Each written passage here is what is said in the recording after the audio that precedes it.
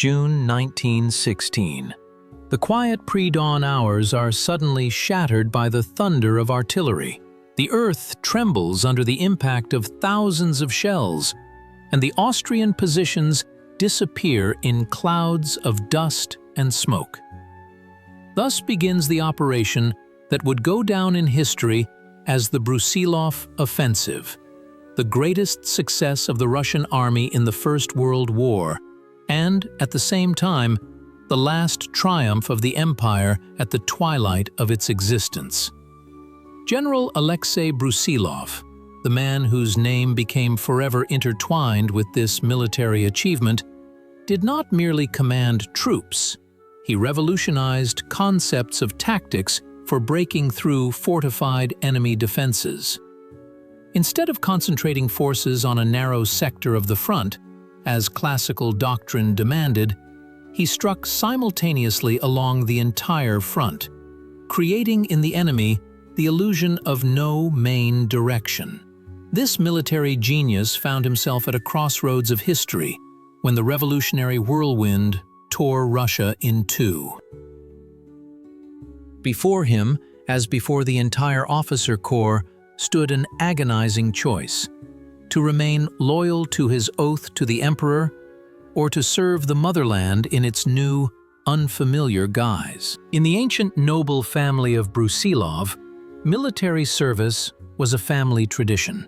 Alexei Alexeyevich, born on August 16, 1853, absorbed stories of his ancestors' exploits from childhood. His father, Lieutenant General Alexei Nikolaevich Brusilov, participated in the Caucasian War. But the boy was orphaned early. At 5, he lost his father, and at 10, his mother. Fate determined Alexei's path to the Corps of Pages, the most prestigious military educational institution of the Russian Empire. Here, among the children of the aristocracy, young Brusilov distinguished himself not by a loud title, but by perseverance and a thirst for knowledge. He graduated from the Corps with first-class honors, but more importantly, he carried away from it not only military sciences, but also a special view of the army as a living organism, not a soulless mechanism. The young officer received his first baptism of fire in the Russo-Turkish War of 1877–78. Serving in the 12th Akhtirka Hussar Regiment, Brusilov participated in the most difficult battles in the Balkans. It was here, in the mountain gorges, amidst the whistle of bullets and the roar of Turkish guns, that his understanding of war was formed, far removed from the ceremonial notions of Petersburg offices. Particularly valuable was the experience of operating as part of advanced detachments. Brusilov learned firsthand the importance of reconnaissance, surprise, and initiative, principles that would later become the foundation of his military philosophy. He saw with his own eyes how soldiers perished due to thoughtless orders given by generals who had never been under fire. Unlike many of his peers, the young officer did not consider war a romantic adventure. For him, it was a harsh science that required constant reflection. Brusilov meticulously analyzed each battle, each command decision, forming his own views on tactics, which often diverged from official dogmas. Even then, a trait appeared in him that would later distinguish him among the high command: a deep respect for the common soldier. Brusilov understood that victories are forged not only by brilliant maneuvers, but also by the spirit of the troops, their faith in their commanders, and their readiness to follow them through fire and water. Brusilov's return from the Russo-Turkish War marked the beginning of a new chapter for him. He was appointed as an instructor at the Officer Cavalry School, an institution destined to become a true laboratory of military thought under his leadership. Here, the young officer had the opportunity not only to apply, but also to develop his ideas on cavalry training. The traditional system for training cavalrymen at that time was based on ceremonial dressage and impressive formations, which were of little use in real combat. Brusilov, however, drawing on his combat experience, proposed a revolutionary approach to teach what was truly necessary in war. He insisted on developing practical skills, terrain orientation, reconnaissance, and independent actions detached from the main forces. Alexei Alexeyevich paid particular attention to the training of horses. Instead of exhausting arena drills, he introduced a system of field trials, accustoming the animals to overcoming natural obstacles, moving across rough terrain, and working in conditions as close as possible to combat. Brusilov's innovative methods met with resistance from the conservative part of the officer corps. He was accused of undermining traditions, excessive democratism, and even of pandering to the lower ranks. However, the results spoke for themselves. The school's graduates demonstrated excellent training. Gradually, Brusilov's authority grew. In 1892, he became the commander of a dragoon regiment, then headed the officer cavalry school. Under his leadership, this educational institution transformed into a center of advanced military thought, where new approaches to cavalry tactics were formed. It is noteworthy that Brusilov achieved success not through connections at court. He simply had none. He did not belong to the high aristocracy, nor did he have influential patrons in the general staff. His career advancement was solely the result of personal merit and professionalism, a rare occurrence for the Tsarist army of that time. By the early 20th century, Brusilov was already a major general. His ideas about the need to reform the cavalry found increasing support, especially among young officers who saw the limitations of outdated doctrines. He authored several textbooks that effectively rewrote the understanding of cavalry's role in modern warfare.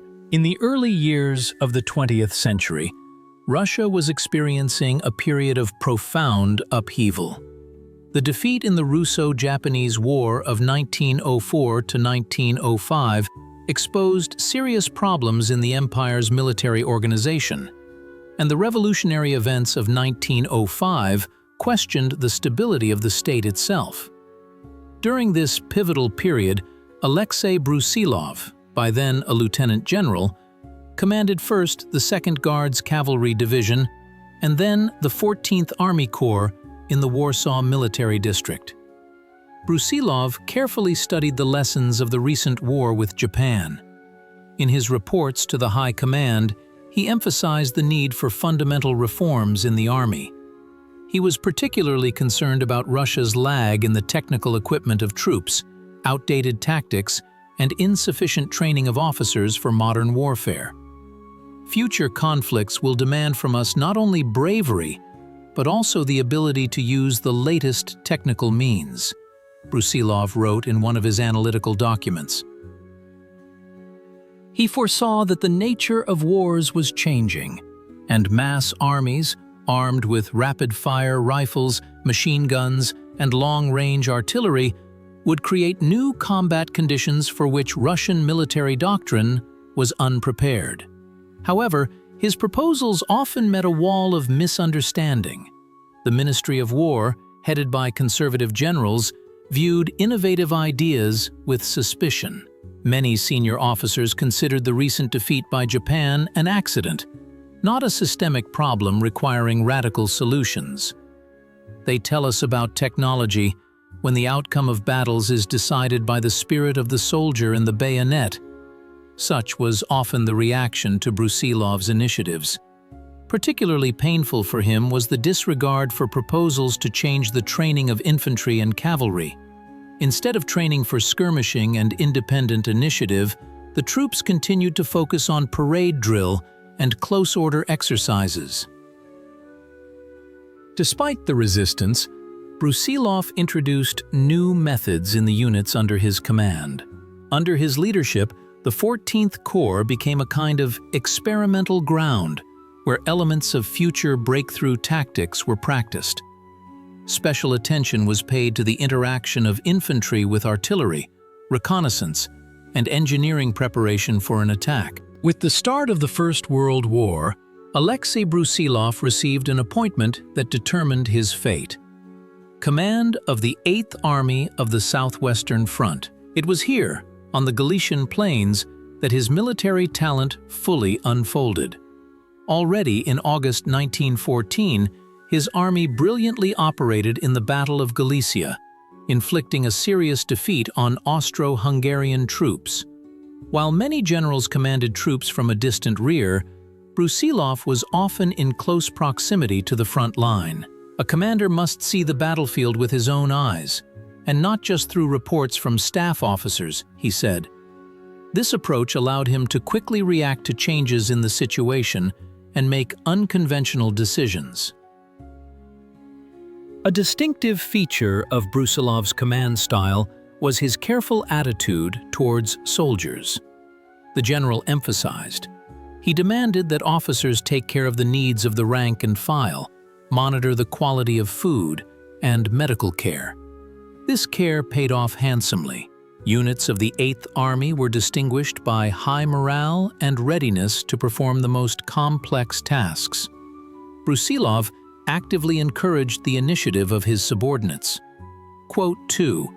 He instructed division and regimental commanders. This approach sharply contrasted with the system of blind execution of orders and fear of responsibility prevalent in the Russian army. In the battles of 1914–15, Brusilov's army proved to be the most effective on the Eastern Front. Even in the most difficult conditions of the Great Retreat of the summer of 1915, his troops retreated in an organized manner, inflicting sensitive counterblows on the enemy. However, Brusilov's successes often caused irritation at Stavka and among other commanders.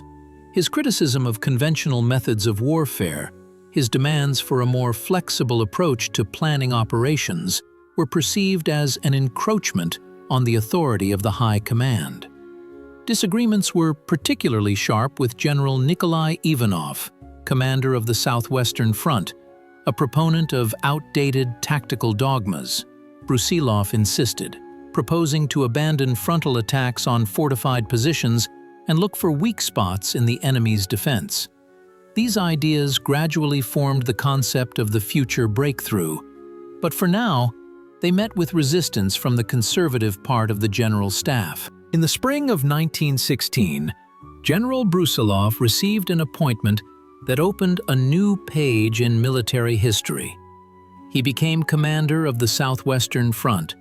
Upon assuming command, Alexei Alexeyevich immediately set about developing an offensive operation that was to turn the tide on the Eastern theater of war. Brusilov decisively broke with the then dominant notions of conducting an offensive. Instead of concentrating all forces on a narrow sector of the front, as classical doctrine demanded, he proposed a revolutionary idea: to strike simultaneously with all 4 armies of his front, along a sector 450 kilometers long. "The enemy expects our main blow in one place," he explained to his generals. "By striking along the entire front, we will deprive him of the opportunity to determine the direction of our main breakthrough and to redeploy reserves." The preparation of the operation was striking in its thoroughness. For the first time in the history of the Russian army, such detailed reconnaissance was organized that the command knew the location of practically every enemy battery. Engineering units created accurate models of Austrian positions, on which infantry practiced future attacks. Brusilov introduced a system of training camps where soldiers learned to overcome wire entanglements, trenches, and other obstacles. Every combatant must clearly understand his task, the general instructed commanders. Not blind execution of orders, but conscious action will lead us to victory. Particular attention was paid to artillery preparation. Instead of prolonged but largely ineffective shelling, Brusilov proposed short but intensive fire raids on specific targets. Artillerymen carefully ranged their guns to landmarks beforehand so as to hit with certainty on the day of the offensive. A fundamental innovation was the system of underground galleries and trenches, which were secretly brought up to enemy positions. This allowed the infantry to begin the attack from minimal distance, shortening the deadly path under enemy fire. No less important was the psychological preparation of the troops. Brusilov personally toured units, conversed with officers and soldiers, instilling in them confidence in success. The Russian soldier is invincible when he understands what he is fighting for and trusts his commander, he said. By the end of May 1916, preparations were complete. The troops took up their initial positions. Commanders received detailed instructions.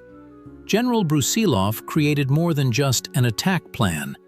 He developed a fundamentally new tactic for breaking through fortified defenses, which would soon change the understanding of warfare not only in Russia, but throughout the world. June 4th, 1916. The dawn over the fields of Galicia is met not by the singing of birds, but by the roar of artillery. Precisely at 4 o'clock in the morning, thousands of guns of the Southwestern Front open a hurricane of fire on Austrian positions. An operation begins that will go down in history under the name of its creator, the Brusilov Offensive.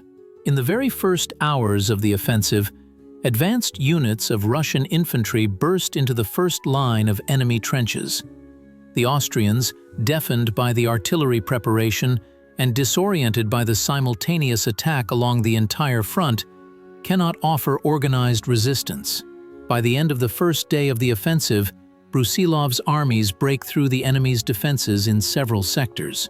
Especially successful is the 8th Army of General Kaledin, which advances 15 kilometers deep into enemy territory in 2 days. The 9th Army of General Lechitsky storms and captures the powerful fortress of Chernivtsi. The 11th and 7th Armies, though with less success, also break through the enemy's defenses.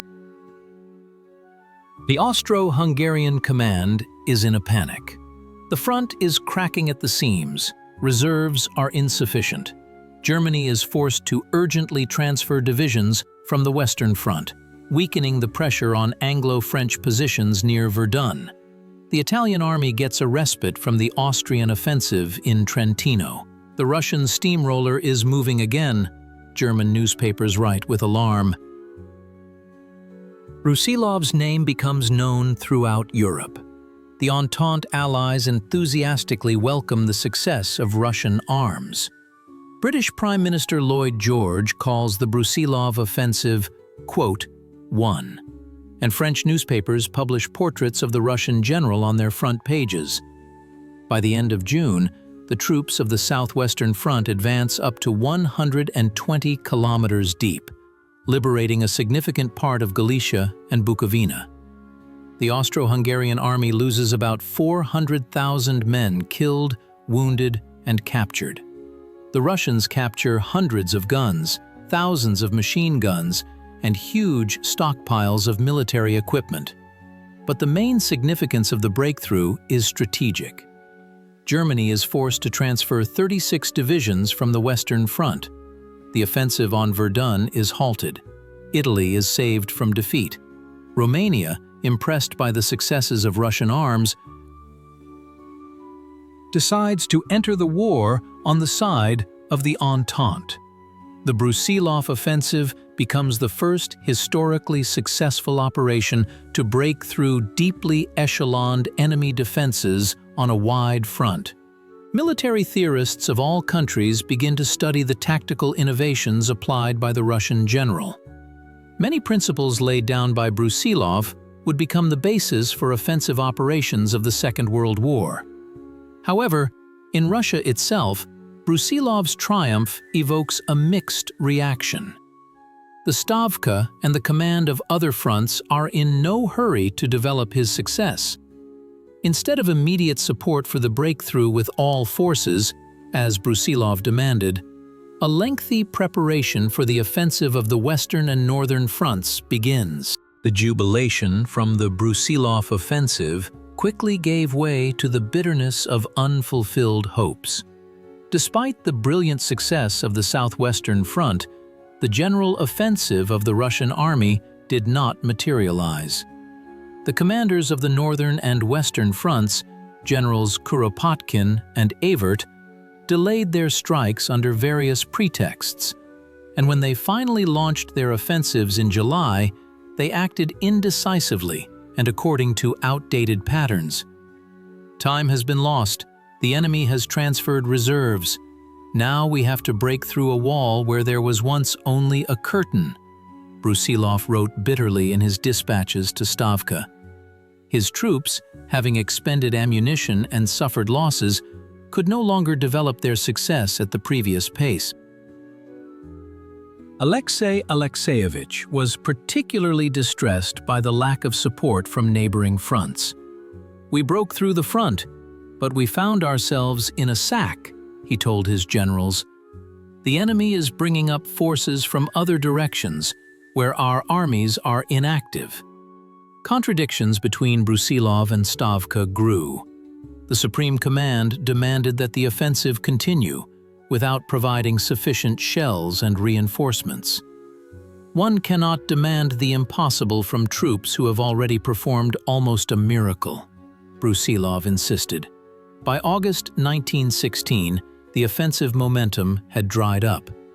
German and Austro-Hungarian troops, having received reinforcements, stabilized the front.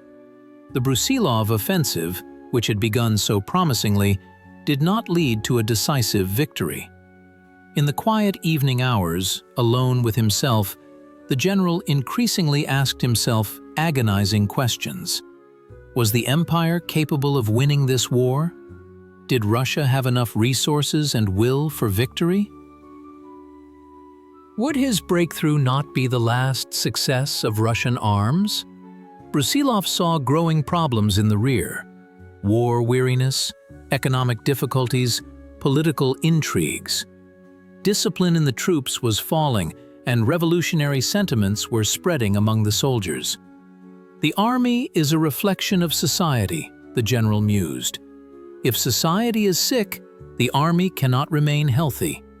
In the autumn of 1916, Brusilov submitted a memorandum to Stavka, warning of the possibility of a social upheaval if urgent reforms were not carried out. The document was ignored. The empire, like its army, was inexorably moving towards catastrophe, and the creator of the greatest breakthrough in the history of the First World War could only observe this process, understanding its inevitability. May 1917. Russia teetered on the brink of an abyss. The February Revolution had swept away the monarchy but brought neither peace nor stability. At this critical moment, the provisional government made a decision that many saw as salvation: to appoint General Brusilov as Supreme Commander-in-Chief of the Russian Army. "Only a man whose name is associated with the greatest victory of this war can inspire the soldiers to continue the fight," said Alexander Kerensky, presenting Alexei Alexeyevich with the decree of his appointment. For Brusilov himself, this decision marked the beginning of the most difficult trial of his life. The army he took command of was no longer the disciplined force that had stormed Austrian positions a year earlier. Revolutionary transformations, the abolition of epaulets, the introduction of elected commanders, the creation of soldiers' committees, had undermined the age-old foundations of military hierarchy. Brusilov bitterly admitted in private conversations. However, publicly, he displayed optimism, understanding that in the prevailing situation, any display of doubt could definitively demoralize the troops.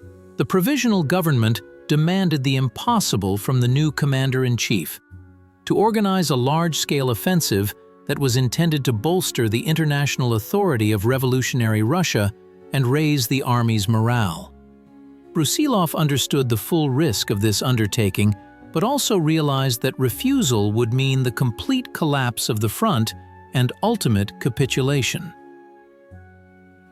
If we do not undertake an offensive, the army will completely disintegrate. Soldiers need to be occupied with a task.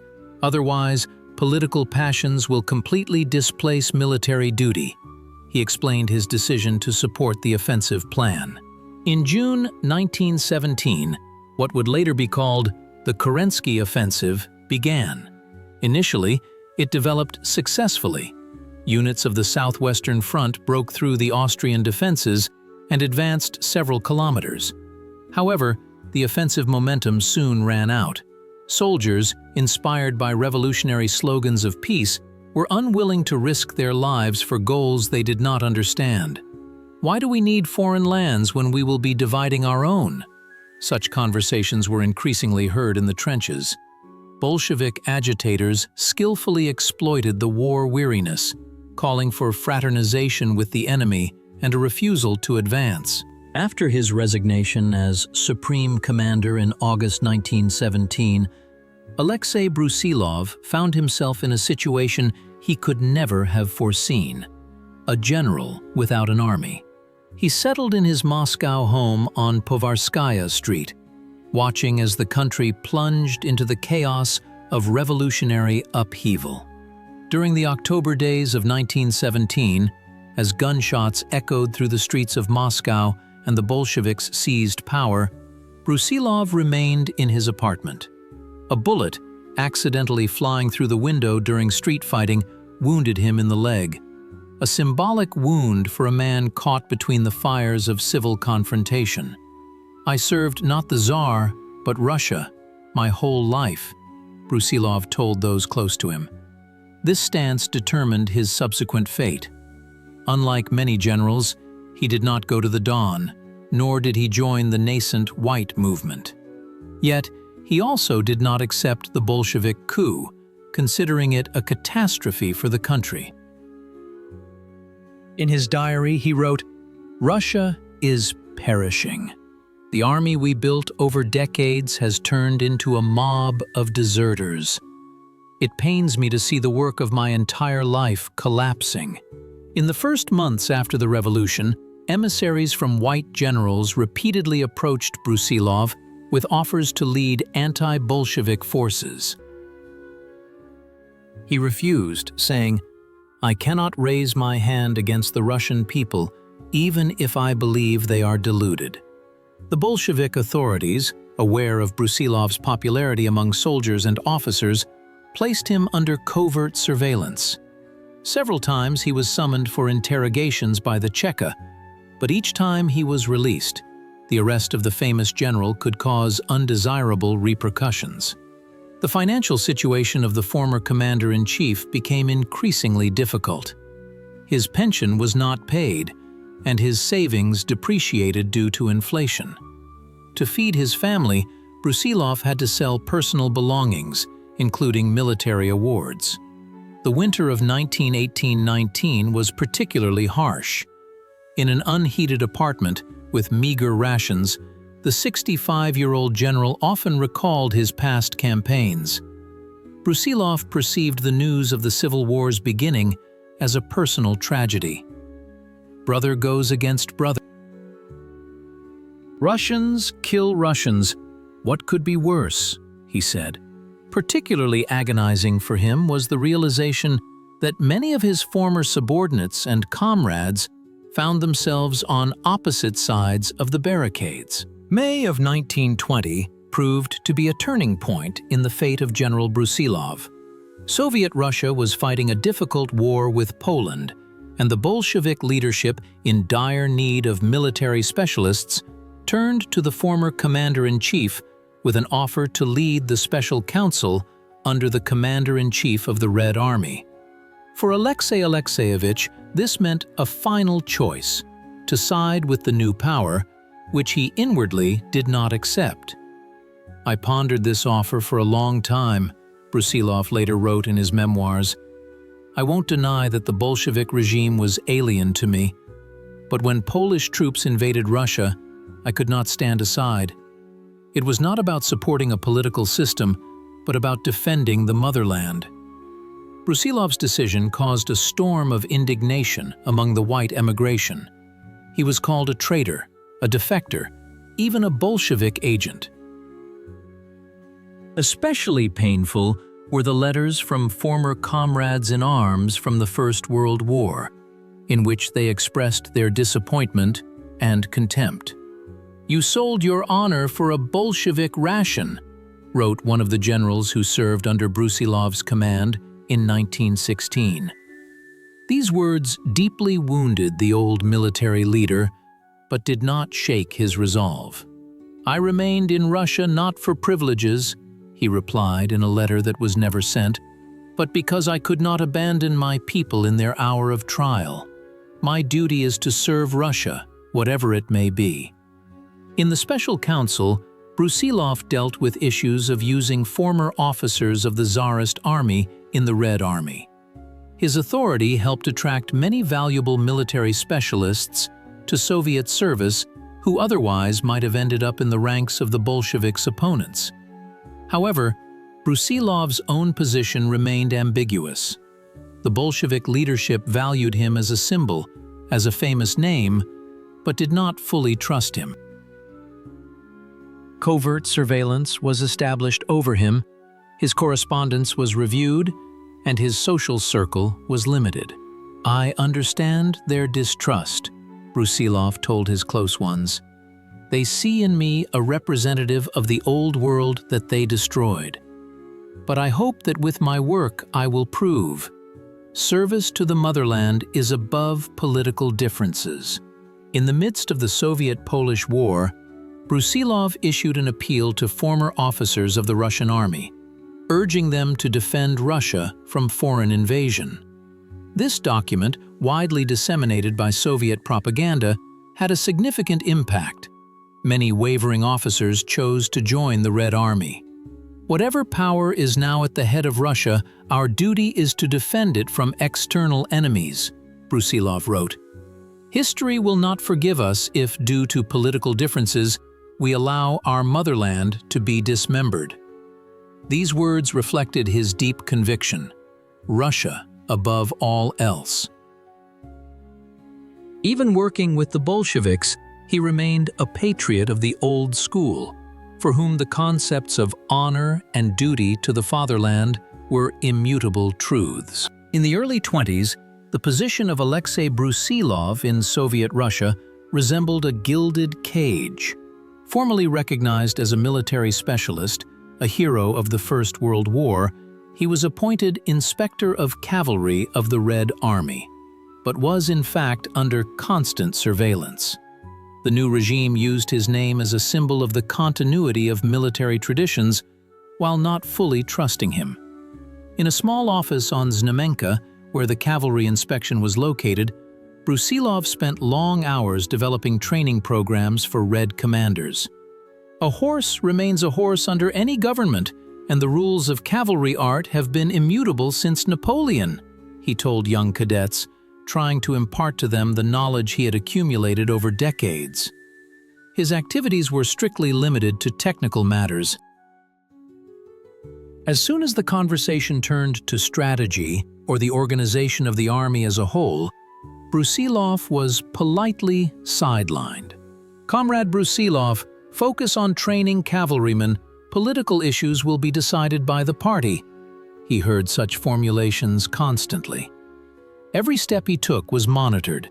The secretary assigned to him was a clear GPU informant. Visitors were thoroughly checked, correspondence was reviewed. Even in his own apartment, Alexei Alexeyevich did not feel free. Neighbors reported on every guest. Despite this, Brusilov maintained inner dignity. He never fawned over the new regime, did not utter revolutionary slogans, did not criticize the past. In conversations with young commanders, he emphasized the eternal values of military art: discipline, initiative, care for subordinates. A Red commander must first be a commander, and only then Red. This phrase, uttered at one of the meetings, almost cost him his freedom. Only the intercession of Frunze, who valued Brusilov's military experience, saved the general from arrest. During these years, Alexei Alexeyevich worked extensively on his memoirs. He wrote at night, by the light of a kerosene lamp, knowing that every line would be read by censors.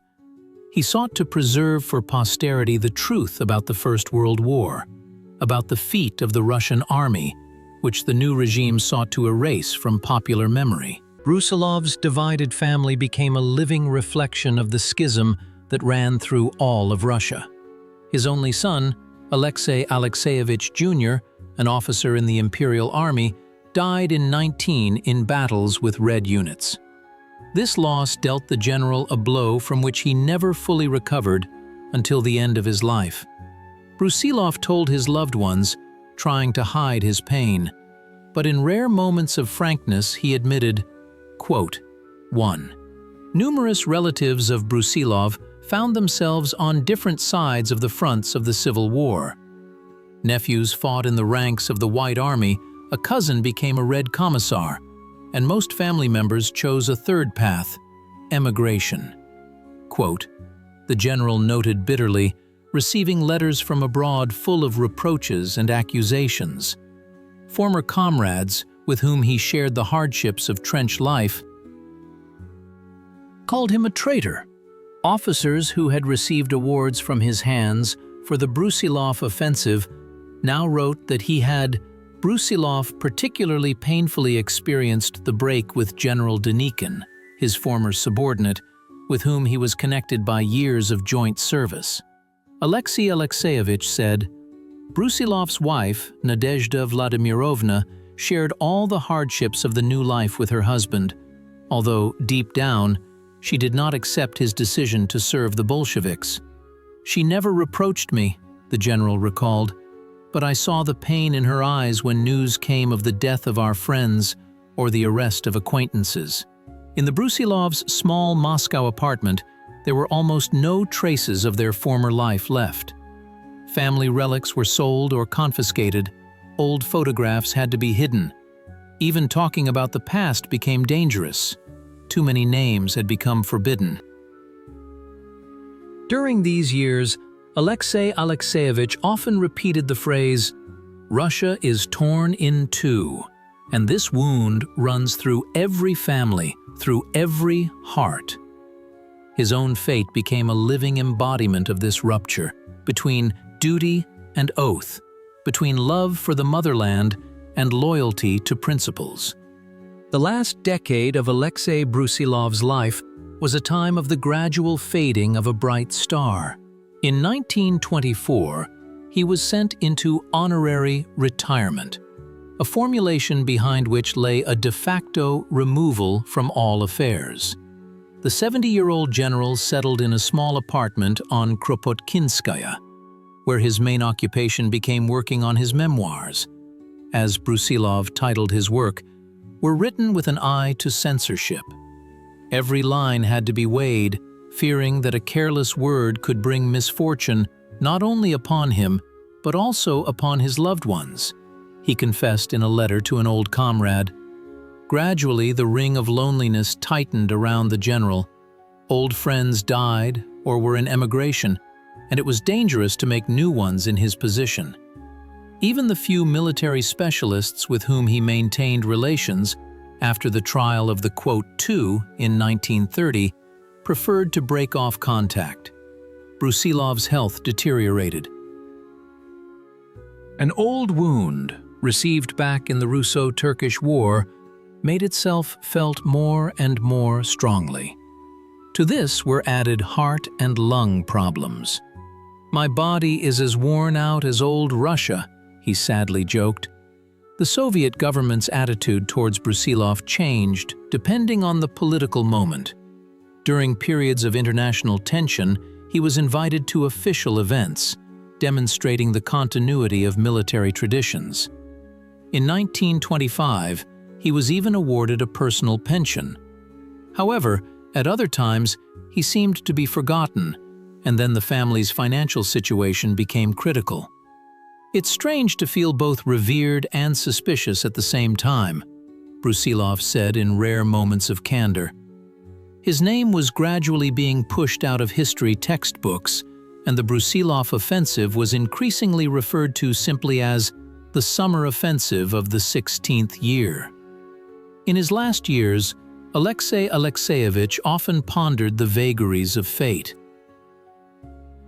The man before whom regiments once bowed their banners now struggled to get an audience with minor officials. The creator of tactics that changed the course of a world war was forced to watch his ideas be used without mentioning his name. It was especially bitter to see how the history of the First World War was distorted in official propaganda. Imperialist slaughter. That's what the war in which millions of Russian soldiers laid down their lives was now called. Their feat, their self-sacrifice, were declared meaningless, and victories unnecessary. Brusilov died on March 17, 1926, from pneumonia. The Soviet government organized a lavish funeral attended by the highest commanders of the Red Army. But behind the official honors lay a bitter irony. A man who embodied the glory of Russian arms was leaving for a world where that glory no longer had a place. The figure of General Brusilov in Russia's historical memory remains as contradictory as the choice he made at a pivotal moment in history.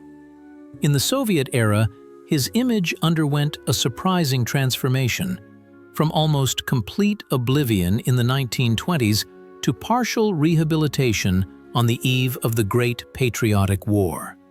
Stalinist propaganda needed heroes from the past, and Brusilov, with his patriotic stance, was ideally suited for this role, albeit with significant caveats. In textbooks of the 1930s and 1940s, the Brusilov offensive reappeared in the annals of history, but now as an operation in which the main role was played not by the commander's military genius, but by the heroism of the popular masses. Brusilov's name was mentioned in passing as one of the few Tsarist generals who managed to overcome class prejudices. After the war, interest in Brusilov's personality waned again. During the Cold War, Soviet historiography sought to emphasize continuity with revolutionary traditions, rather than with the imperial past. Only in the 1960s did the first serious studies dedicated to the general's military legacy appear. But even these were kept within strict ideological frameworks. A new surge of interest in Brusilov's figure occurred during Perestroika and the post-Soviet years. His fate became a symbol of the tragic choice faced by the Russian intelligentsia in the revolutionary era. For some, Brusilov became an example of true patriotism. For others, a symbol of compromise with conscience. Modern discussions about Brusilov often go beyond historical analysis, turning into a debate about the very essence of patriotism. What does it mean to love one's homeland in an era of change? Where is the line between serving the fatherland and betraying ideals? Can a person remain true to their duty when the very concept of duty becomes blurred? Brusilov's fate poses these questions to each new generation of Russians. His choice, to remain in Russia despite his rejection of the new government, to serve the country even when it had changed beyond recognition, resonates with those who have experienced their own historical ruptures. Brusilov's legacy takes on particular relevance in the context of modern geopolitical challenges. His ability to separate the interests of the state from the interests of the regime, national priorities from ideological dogmas, is consonant with the dilemmas faced by military and political elites during times of international crises. Brusilov's military tactical legacy also retains its significance. The principles he laid down in preparing the famous breakthrough, thorough reconnaissance, psychological preparation of troops, rejection of stereotypical solutions, remain relevant for modern military science.